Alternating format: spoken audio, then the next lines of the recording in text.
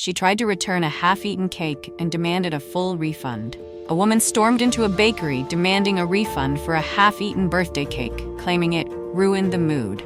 What happened next will leave you shaking your head. Working at a cozy little bakery, you see all kinds of interesting characters, but some customers truly take the cake. Last month, a woman came in to order a massive birthday cake for her son. She wanted everything: extra frosting, fancy toppers, the works. We poured our hearts into making it and handed it over with smiles all around. She did not say a single word of complaint when she picked it up. Fast forward to the next afternoon. The door slammed open, and there she was again, but this time with a half-eaten cake. What remained inside the box was nothing more than crumbs and smears of frosting. She shoved it across the counter, scowling, and began to rant. According to her, the cake had ruined the mood for everyone because it tasted stale. She actually demanded a full refund. I stayed polite, explaining that our bakery does not refund mostly eaten cakes, especially when it looked like her family had enjoyed it enthusiastically. I asked if she noticed anything wrong when she picked it up. She rolled her eyes and insisted that we needed to take responsibility for not making it fresh enough. When I gently pointed out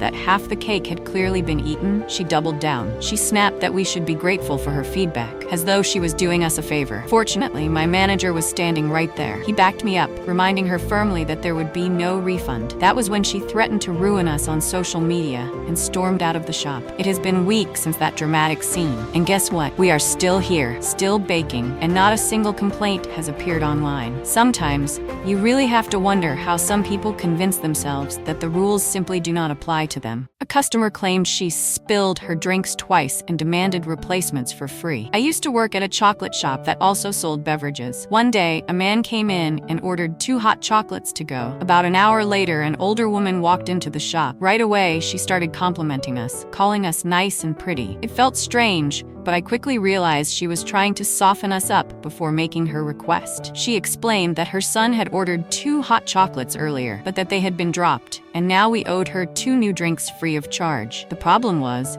she had no receipt, no cups from the original drinks, and not even her son with her to confirm the story. So even if I had wanted to be nice, there was nothing I could do, based only on her word. I politely told her I could not give out drinks for free, but she was welcome to purchase new ones. After a bit of grumbling and back and forth, she finally bought 2 more hot chocolates and left. In my mind, I was already thinking, this lady is going to be back with another problem. And sure enough, about 20 minutes later, she stormed back in. This time, she claimed she had spilled both drinks again. She said she did not want a refund, but wanted to order 2 milkshakes for free instead. She waved a receipt at me, saying she had proof now.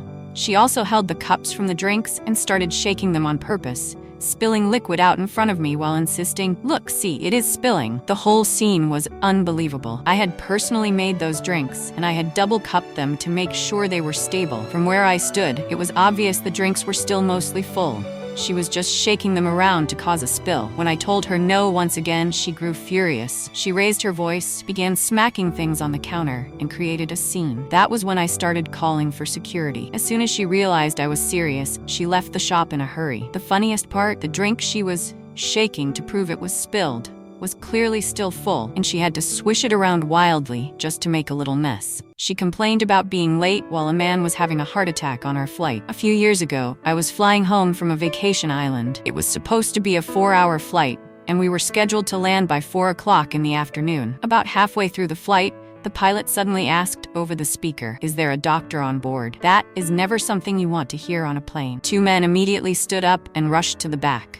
Everyone around me went quiet, the mood instantly tense. Just a few minutes later, the pilot came back on and announced that we had a medical emergency on board. We were going to land at the nearest airport. Around 20 minutes later, we touched down. Waiting on the runway was an ambulance with an emergency doctor already there. The crew carefully carried out an elderly man, followed closely by a crying woman who seemed to be with him. It was heartbreaking to see. Once they left, the pilot explained to us that the man had suffered a heart attack. He reassured us that the airline would sort out their luggage, refuel the plane, and that we would be back in the air shortly. According to him, we would reach our destination by 6 o'clock in the evening. But that is when the mood on board shifted again, this time for a very different reason. A woman sitting beside me began complaining loudly. She said it was outrageous that she would be late, that her son was waiting for her at the airport, and that elderly people should not even be flying. She went on and on, repeating herself, making sure everyone around her had to hear it. Unfortunately, I was the one seated right next to her, and I had to listen to her rant for nearly 15 minutes straight. Finally,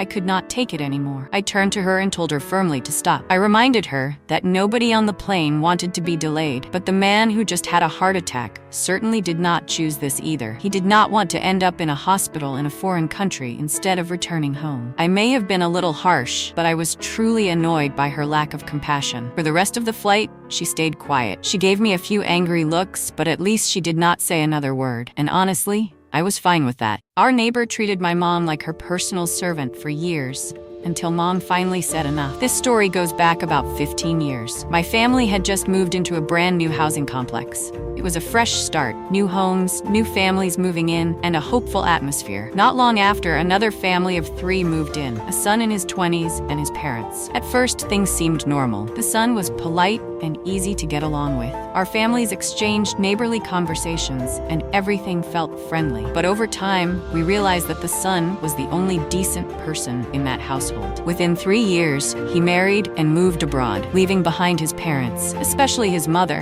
who turned out to be one of the most entitled people we had ever met. And unfortunately, she decided that my mom was born to serve her. At first, it started small. Around lunchtime, she would casually drop by our house. She would sigh dramatically and say how weak she felt, how she could not possibly prepare food in such a condition, and how hard life was. My mom, being kind-hearted and eager to build friendships, offered her lunch. What seemed like an occasional kindness, once every couple of weeks, quickly turned into something more frequent. Before long, she was showing up 3 times a week. Then it escalated further. Instead of just accepting food at our house, she began ordering food to be cooked in our home and delivered to hers. Whenever they returned from trips to their hometown, my mom would volunteer to make them a meal so they would not have to cook right away. Over time, these voluntary gestures turned into expectations. The lady even started calling my mom days before returning from a trip, telling her to prepare meals in advance. My dad, my sister, and I saw exactly what was happening. But my mom, a homemaker who did not have many close friends outside the complex, clung to the idea that this woman was her friend.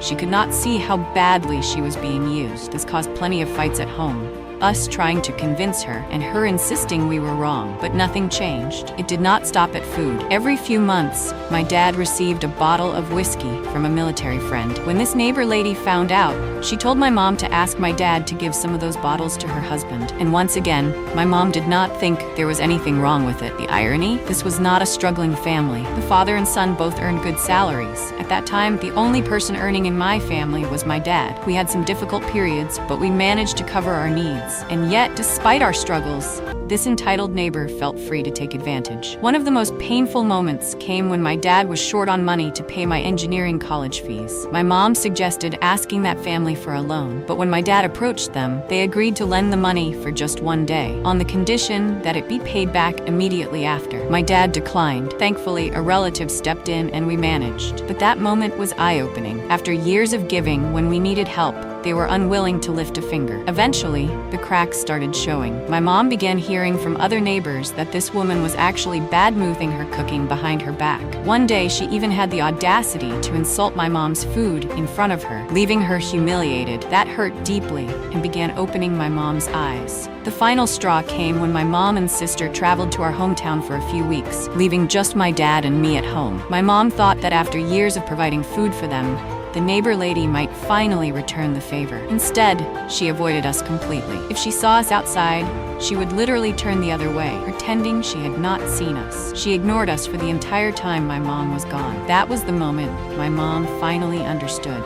She realized that she had been enabling this woman's entitlement for years, mistaking it for friendship. When my mom returned, she confronted the lady. She pointed out everything: the endless meals, the errands, the whiskey bottles, the gossip, and the cold abandonment when we needed support. And then she set clear boundaries. From that day forward, she never cooked for that family again. She stopped allowing herself to be treated like their personal staff. The neighbor lady was shocked, but my mom stood firm. A few years later, the other family moved back to their hometown permanently. The last we heard, the lady got into such a big fight with her own brother that he barricaded the path between their houses. It seems even her own family had grown tired of her behavior. Looking back, it was a difficult period for my mom, and for us too. But now, we laugh about it and even tease my mom about how long it took her to see the truth. She eventually realized what we had known all along. Kindness should never be mistaken for servitude, and true friends do not take advantage of you. Moral of the story: entitled people will take as much as you allow. Boundaries are not just healthy, they are necessary. And once my mom set hers, she regained her peace.